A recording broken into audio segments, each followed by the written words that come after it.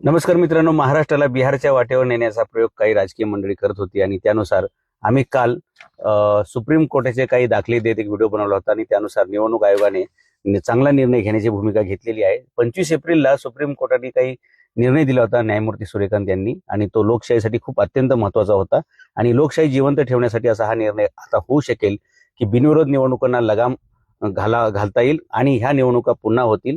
लोकांना मतदानाचा पर्याय देता येईल।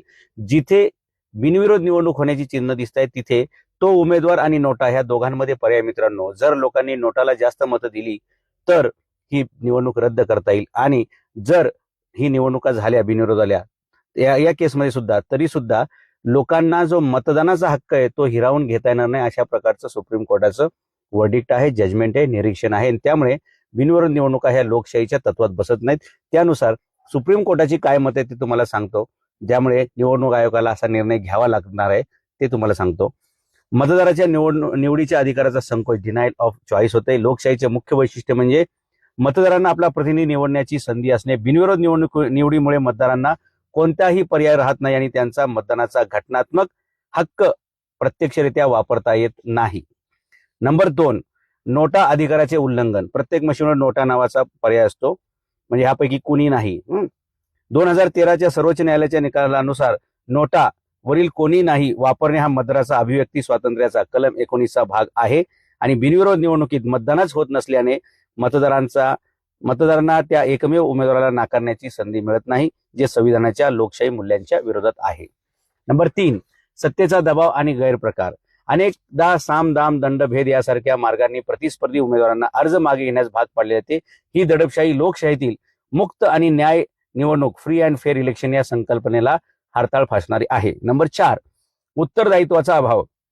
जो उमेदवार जनतेच्या मतांनी निवडून येतो तो जनतेला उत्तरदायी राहतो, मात्र बिनविरोध निवडून आलेल्या उमेदवाराला जनतेच्या पाठिंब्याची, मॅन्डेटची गरज पडत नसल्याने लोकशाहीतील उत्तरदायित्व कमकुवत होते।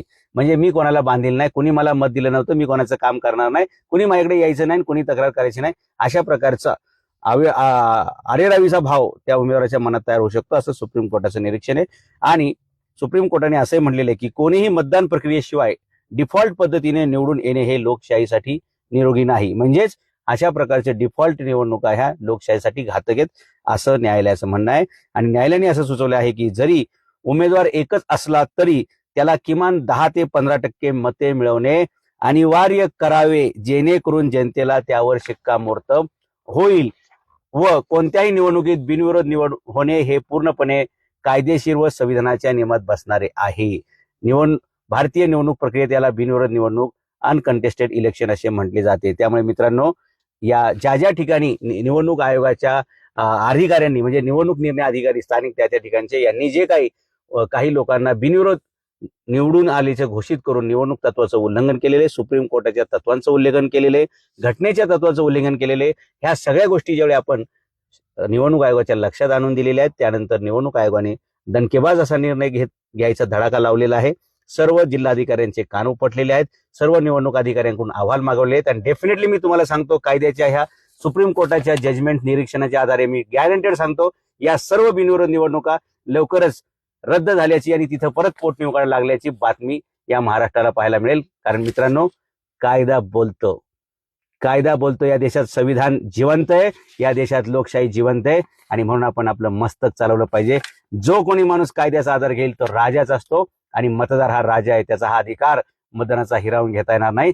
कोणतीही निवडणूक यापुढे या भारतामध्ये बिनविरोध होणार नाही। लोकांना किमान नोटाला जरी मत द्यावं लागेल, नोटा घेऊन नाही बरं का, नोटा हा जो पर्याय त्याला मत द्यावं लागेल आणि किमान 15% जो मतदान घेईल त्यालाच बिनविरोध करता येईल, पण मतदान मात्र होईल। जर लोकांनी नोटाला जास्त मतदान केलं आणि उमेदवाराला कमी पडलं तरी ती निवडणूक कॅन्सल होईल आणि जर उमेदवाराला 15% म्हणजे टोटल मतदानाच्या 15% कमी मतदान झालं, याचा अर्थ त्या परिसरामध्ये दहशत आहे, दादागिरी आहे, गुंडागर्दी आणि लोक मतदानाला बाहेर पडले नाहीत, हा सुद्धा मतदानाचा अधिकार डिनायल, म्हणजे मतदानाचा अधिकार त्यांचा हिरावून घेतला गेला, अशा प्रकारचं ते चित्र असताना म्हणून बिनविरोध निवडणुका हे भविष्यामध्ये होऊ शकणार नाहीत आणि जे आता आहेत त्याही लवकरच कॅन्सल केल्याची बातमी आपल्या कानावर पडेल। धन्यवाद।